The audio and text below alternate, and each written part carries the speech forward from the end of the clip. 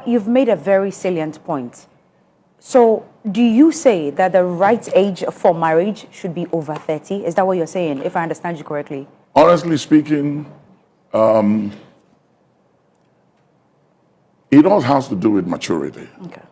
In the Jewish society, they see the number 30 as the number of maturity. And it is believed that the first 30 years of our lives are learning years. The second 30 years of our lives are within our achieving years. And the third 30 years of our life are within what they call our legacy years. Now, David became king at the age of 30 and ruled for 40 years. Joseph, 30. Jesus began his ministry at the age of 30. And so it's not just about the 30, but it speaks of maturity. Okay. That maturity is very important. Because I've seen people who are above 30 who are very immature, and others too mature. So it's all about maturity. Right. And when you become mature, you do right. And so somebody that is mature will understand that to marry, I have to be responsible. Am I responsible? Do I have what it takes to marry? And I think people should be honest with themselves, because sometimes all these weddings we're trying to do is too expensive. We waste a lot of money. For instance, take engagement.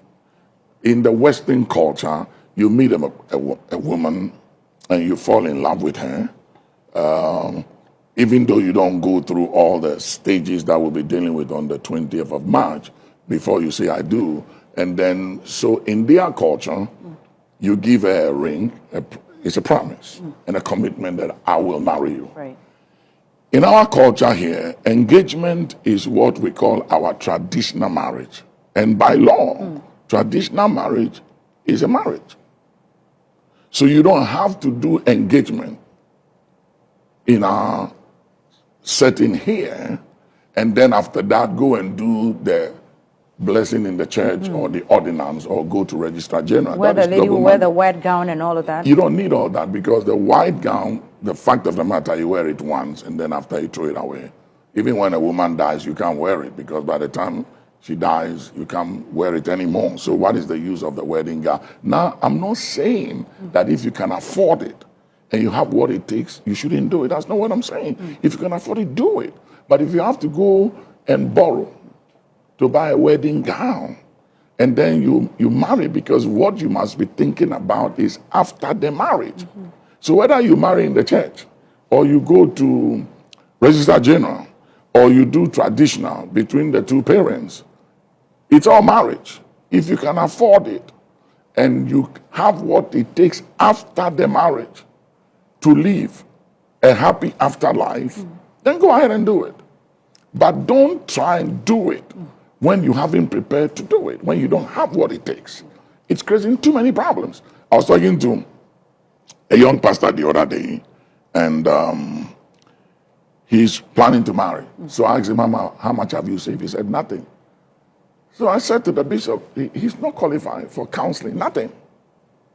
I said, this is a problem. How are you going to marry somebody's daughter when you haven't saved a dime? And he's planning to have a wedding. So what he's going to do is he's going to go around begging for money and marry with all those money he collects from people. And then after the marriage, he has nothing to make the marriage work. And then he becomes a beggar. Then it creates stress. And women don't deal with stress too well.